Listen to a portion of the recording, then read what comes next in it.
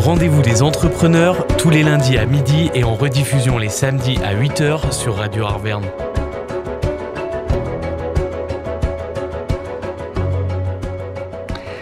Merci à tous et merci d'être fidèles à ce rendez-vous des entrepreneurs sur Radio Arverne où j'ai aujourd'hui le plaisir d'accueillir deux invités.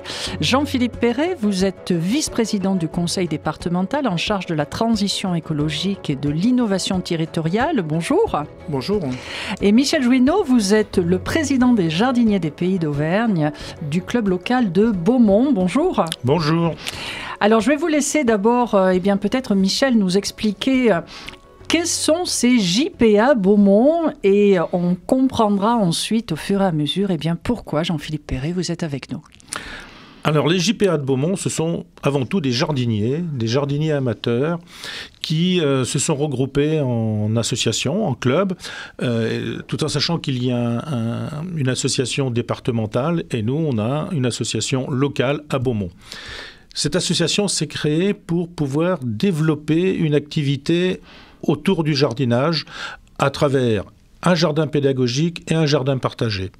On exploite actuellement 1670 mètres carrés de jardin sur un terrain que l'on loue en bordure de l'Artière à Beaumont, donc où on a l'avantage d'avoir de l'eau et sur lequel on a installé une serre. Cette serre va nous servir pour produire nos propres plants, mais aussi pour y accueillir les enfants du centre de loisirs de Beaumont pour leur faire remettre les mains dans la terre, pour leur faire revenir à ce qu'est la terre, la nature, pour qu'ils comprennent comment évolue une plante, comment on obtient une tomate, comment on obtient une carotte, un navet, et leur faire retrouver quelque chose que je pense ont été perdus à travers les deux générations précédentes, c'est le contact avec la terre. Alors, qu'est-ce que regroupent ces JPA, ces jardiniers des Pays d'Auvergne sur Beaumont et qu'est-ce qui amène des adhérents à s'intéresser à un tel projet ? Alors, nous sommes 80 aujourd'hui sur Beaumont et qu'est-ce qui les amène ? Eh bien, on a un certain nombre d'activités. Tous les mois, nous avons un atelier de présentation de taille, de grève, de semis, de repiquage, de cuisine des légumes, tout ce qui tourne autour du jardinage. Et c'est une fois par mois, à 20 h, le troisième jeudi de chaque mois. Et puis, ce qui est intéressant aussi, c'est qu'à travers l'union départementale, on fait des achats groupés. Donc, on achète des pommes de terre, des endives, des mâches, des films de protection. On a passé un accord récemment avec Inverse pour acheter du guano, donc d'éjection de verre de farine, qui est un intrant complètement naturel. Dans le jardin sont bannis tout ce qui est chimique, pesticides, engrais chimiques ou quoi que ce soit, c'est banni du jardin complètement. Et on cherche de nouvelles techniques pour économiser l'eau, économiser les intrants et faire un jardinage complètement naturel. Et vous êtes parti sur une idée, c'est ce qui m'a amené à vous inviter aujourd'hui sur Radio Arverne, sur cette dimension de jardin partagé. Alors on connaissait sur Clermont forcément les jardins ouvriers et tout ce qu'il peut y avoir autour, mais vous êtes parti dans une démarche encore plus poussée. Oui, une démarche encore plus poussée. On a actuellement 8 parcelles de 50 mètres carrés qui sont cultivées par 8 jardiniers qui cultivent ce qu'ils veulent comme produits dedans, comme légumes. Et on a un deuxième projet qui est à venir. Il y a un terrain jouxtant qui appartient à la commune sur lequel on va de nouveau faire des parcelles. Les gens viennent rechercher de la convivialité, viennent rechercher du conseil, viennent rechercher du travail en commun. Aujourd'hui, quand on a fait tout ce qui est la clôture, la pose des portails, tout ça, on l'a fait avec une vingtaine de personnes qui sont venues. Le matin, on travaille de 9 h à midi, 2 jours de la semaine et le samedi matin, depuis 2 mois. 2 jours par semaine ce matin, et il y a toujours quelqu'un. Au minimum, on a été 8. Et lorsque l'on préparait cette émission, vous m'avez justement évoqué cette implication de vos adhérents. On entend bien, ils sont tous bénévoles. En même temps, sur ce jardin partagé, vous avez à cœur de ne pas parler de location de terrain, mais bien de partage, puisque vous mettez à disposition, m'avez-vous dit, tout ce qui est matériel d'utilisation, de jardinage. Alors, comment est-ce que vous expliquez, alors qu'il y a un peu parfois une déshérence dans certaines associations, que vous réussissez à mobiliser et à voir quasiment doubler le nombre d'adhérents?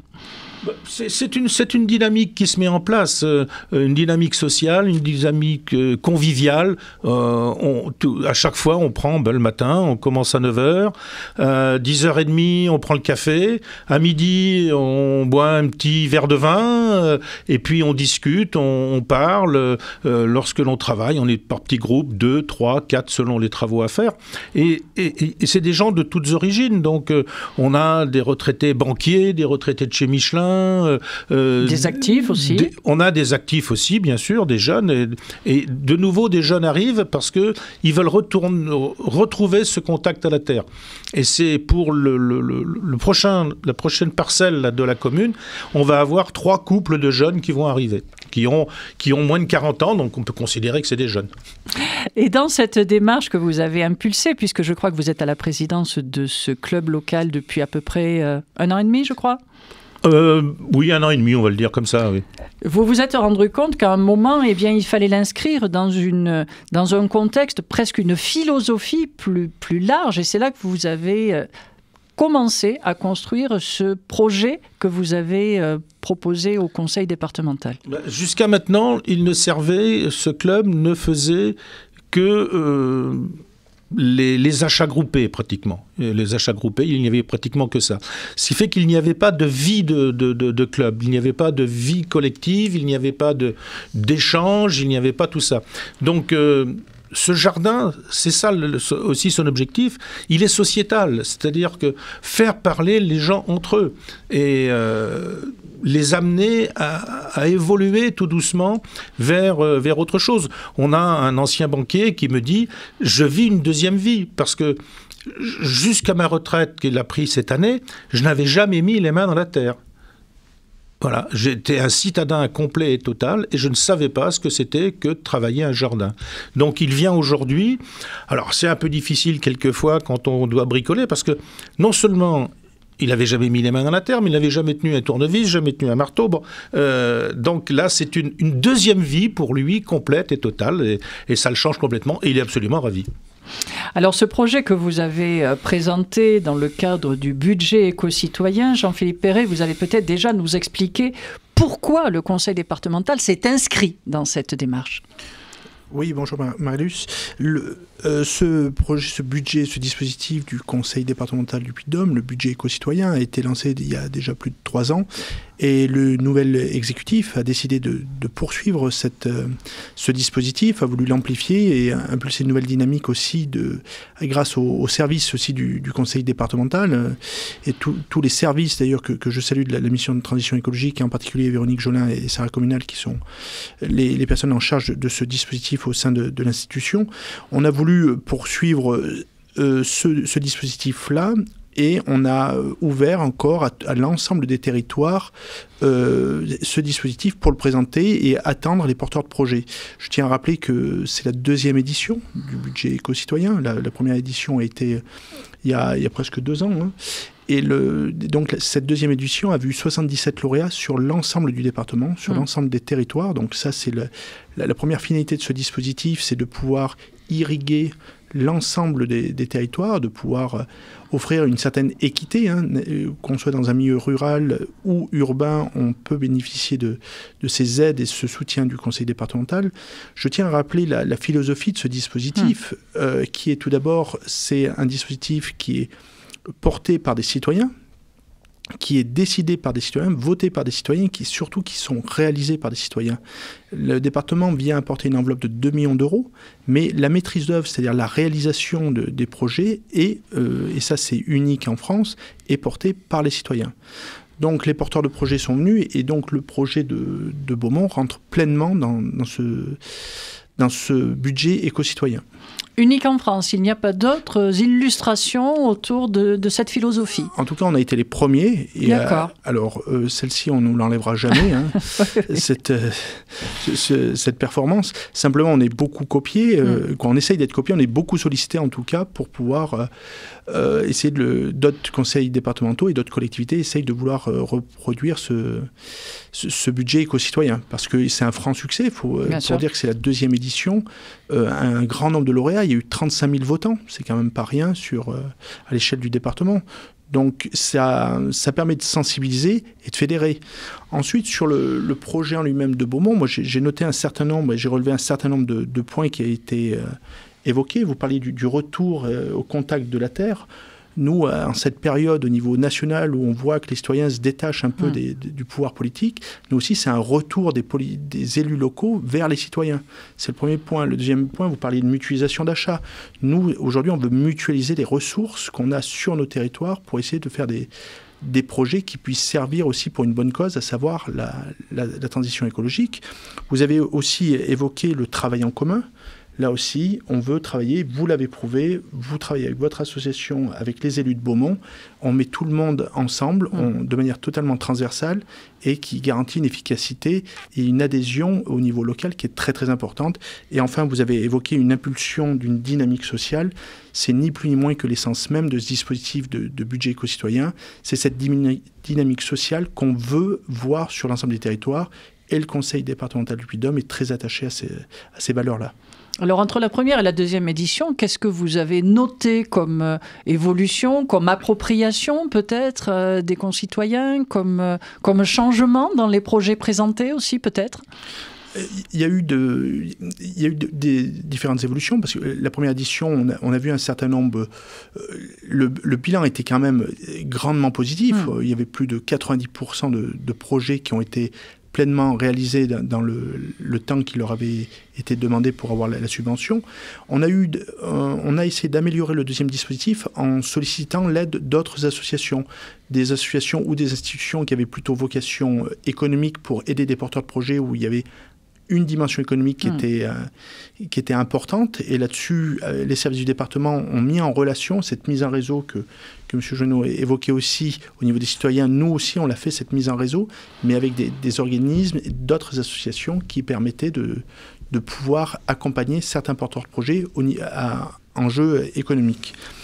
C'est notamment l'École supérieure du commerce qui nous a permis de nous apporter cet éclairage pour accompagner un certain nombre de projets. La deuxième chose, ça a été surtout de bénéficier du réseau ou du retour des premiers lauréats. Bien sûr. Pour accompagner les suivants porteurs de projets. Et là aussi, c'est cette mise en réseau que M. Genot évoquait, que nous, on essaie de défendre et d'amplifier, c'est que les lauréats puissent accompagner les porteurs de projets futurs. Vous avez d'ailleurs, Michel Jouinot, participé, je crois, déjà à des journées collaboratives. Alors, quels sont les retours qu'il peut y avoir ou comment est-ce que ça va nourrir votre propre projet ? Il y a plein de choses au niveau des échanges. On n'est pas forcément sur les mêmes projets, mais on a tous le même souci, c'est de faire venir les bénévoles et de faire que les bénévoles viennent sur le terrain, viennent participer aux activités. Et on a tous ce même problème, quel que soit, si c'est une recyclerie, si c'est un jardin, tout ne peut fonctionner que s'il y a des bénévoles.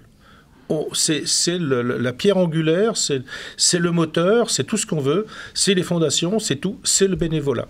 Et s'il n'y a pas de bénévoles, on ne peut pas avancer, on ne peut pas développer. C'est pas possible. Et il faut que ce soit animé, il faut quelquefois qu'il y ait des gens qui tirent un peu au départ, c'est un peu compliqué, et puis il faut persévérer, il faut avoir de l'envie, et puis on en entraîne un, on en entraîne deux, et puis ça se multiplie, puis ça avance, et la locomotive elle est lancée. Alors, Jean-Philippe Perret, on évoquait ce BEC qui en est ce budget éco-citoyen qui en est à sa 2e édition, avec déjà 77 lauréats sur cette année 2022 qui ont été sélectionnés sur tout le territoire du Puy-de-Dôme et vous y tenez, vous tenez énormément à cette dimension de collégialité, de collectif. C'est important pour vous, me disiez-vous. Oui, j'avais évoqué même d'équité territoriale. C'est le rôle du conseil départemental d'abandonner aucun territoire, quelles que soient ses politiques, et notamment ses politiques sur la transition écologique. Il est vrai que d'avoir ce dispositif-là qui est très structuré, ça passe d'abord, il y a un dépôt de projet qui est analysé par les services du département. Après, il y a une commission citoyenne qui est désignée, qui est créée avec des citoyens qui, eux aussi, font part de leur expertise et qui valident les projets.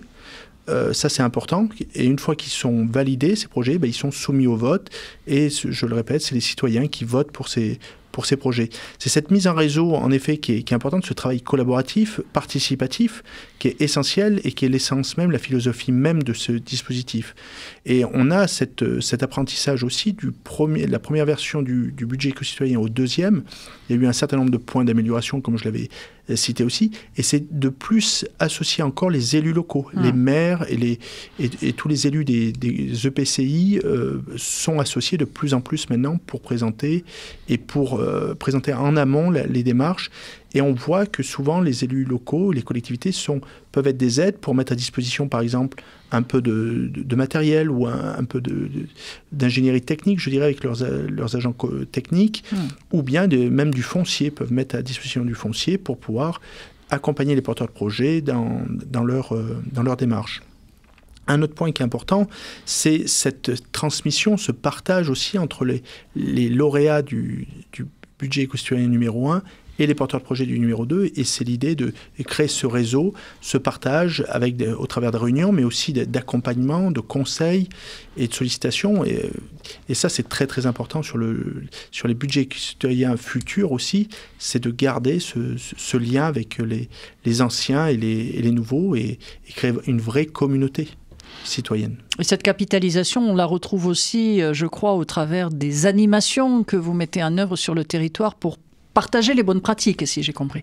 Oui, c'est un travail qui est colossal du part des services et des agents du département, d'aller sur le terrain, de voir l'évolution, déjà voir la mise en place, de suivre l'évolution, de voir la réalisation et surtout de ne pas abandonner après, de continuer à garder le lien avec les porteurs de projets et dire peut-être que votre idée est géniale, pourquoi on ne peut pas la dupliquer dans un autre territoire? D'ailleurs, on a été contacté par d'autres personnes, est-ce que vous pouvez les rencontrer? Et c'est créer ce réseau-là qui est vraiment efficient et qui apporte une vraie dynamique. Alors cette notion de transmission, Michel Jouineau, je suppose que c'est ce qui est le vecteur majeur des JPA de Beaumont, puisque vous nous parliez de transmission au sein de vos adhérents lorsqu'ils viennent sur ce jardin pédagogique ou ce jardin partagé, mais vous nous parliez également en début d'émission de ces enfants. Alors comment ça se passe ça concrètement? Alors concrètement, nous allons accueillir donc les 6-9 ans du centre de loisirs. Du centre de loisirs. Ces 6-9 ans vont venir, pour l'instant, là, cette saison, dans la serre. Ils vont pouvoir toucher de la terre, ils vont pouvoir semer, repiquer, planter. Et puis ensuite, dans le jardin, ils vont pouvoir planter leurs tomates, leurs Atlantic Giant, qui sont des très grosses courges oranges pour faire Halloween. L'année dernière, on en aura cultivé 12 qu'ils ont transformés en lanternes et qui ont été exposés au tremplin. Ils ont été très heureux avec ça. On leur a donné des courges pleines de naples qui sont des courges à manger, par contre, là, qui font jusqu'à 25-30 kilos. Ils ont pu faire une soupe par classe dans chacun des groupes scolaires. Et on va ainsi les amener tout doucement à s'amuser avec, à emmener chez eux un pied de tomate.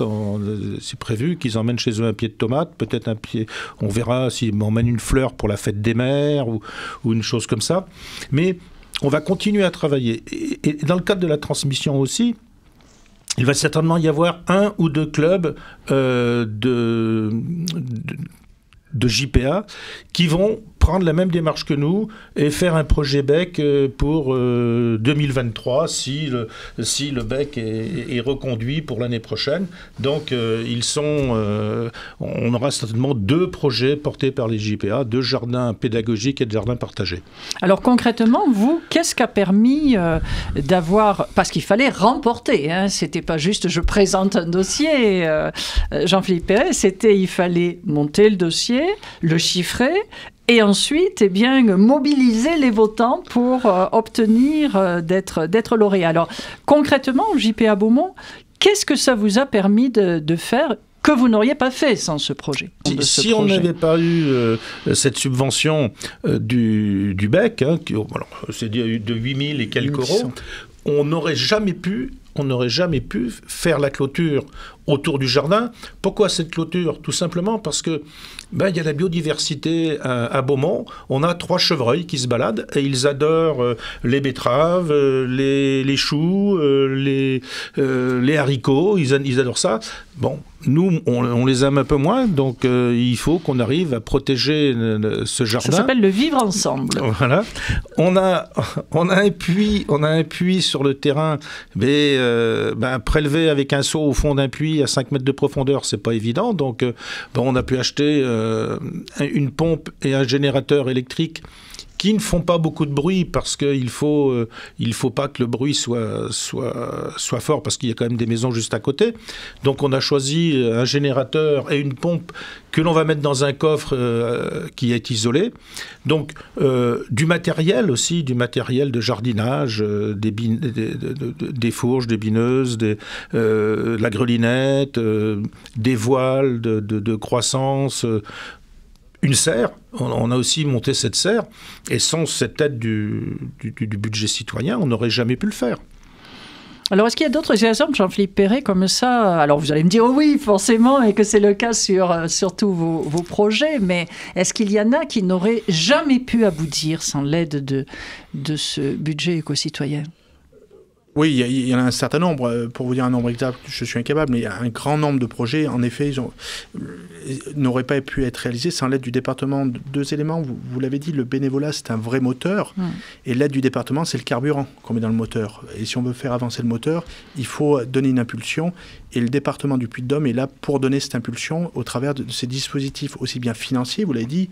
Pour Beaumont, on a subventionné à hauteur de 8 600, mais aussi en termes d'ingénierie humaine. Oui.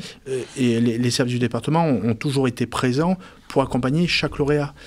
Ensuite, qu'est-ce qu'on fait après ces budgets BEC? Eh ben, on s'aperçoit que ça crée du service. Ça crée du service dans les zones rurales. Ça peut créer de l'emploi pour les projets, ce que je vous avais dit, qui avait une connotation plutôt économique. Eh ben, ça crée de l'emploi. Ça peut solliciter aussi redynamiser aussi les chantiers de l'insertion. Ça peut accompagner tous ces gens qui sont un peu sortis du marché du travail.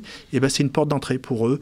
Voilà la finalité même du budget éco-citoyen. C'est de pouvoir mobiliser des citoyens et surtout créer de la valeur plutôt humaine, voire économique, sur l'ensemble de notre territoire. Et si on arrive à perdurer, si ce dispositif peut perdurer, ce sera une belle réussite. Écoutez, c'est ce qu'on va vous souhaiter au mieux. Michel Jouinot, c'est un prochain projet, une prochaine étape, une prochaine envie? Prochaine envie, c'est de continuer à demander de l'aide du Conseil général, du Conseil départemental, je suis vieux, donc c'est toujours les anciennes dénominations, du Conseil départemental, qui est de transformer donc un terrain qui aujourd'hui est en friche, qu'il va falloir défricher, pour faire du jardin partagé. On a actuellement 7 demandes en attente de parcelles pour un jardin partagé. La commune est prête à nous mettre 1200 ou 1300 mètres carrés, mais il faut tout défricher. Donc, va falloir un peu de matériel. Va de nouveau falloir clôturer, parce que les chevreuils iront à côté. Les chevreuils, ils sont juste à côté, donc ils vont continuer à vouloir venir. Et puis, va falloir redynamiser, parce que on l'a fait une fois, il va falloir redynamiser, refaire venir des bénévoles sur le terrain, parce qu'il y en a qui ont beaucoup donné. Ou des chantiers d'insertion, comme le disait peut-être M. Perret. C'est possible, peut-être qu'on pourra voir pour défricher avec Jobaglo, par exemple. si on peut monter une opération avec Joe Baglo, du fait qu'ils ont l'expérience de l'avoir fait pour la ceinture maraîchère à Beaumont. Donc c'est pour ça que c'est important d'être en contact avec les municipalités, d'être en contact à travers d'autres structures, à travers la Fabrique des transitions, où le département est aussi vraiment en avant. Et cette Fabrique des transitions, eh bien, elle va peut-être nous permettre aussi d'aller un peu plus loin dans le projet. Eh bien, ça me donnera le plaisir de vous accueillir à nouveau l'un et l'autre, je l'espère. Je vous souhaite le meilleur sur ces beaux dossiers. Ne nous quittez pas sur l'antenne de Radio Arverne et à très bientôt dans ce rendez-vous des entrepreneurs.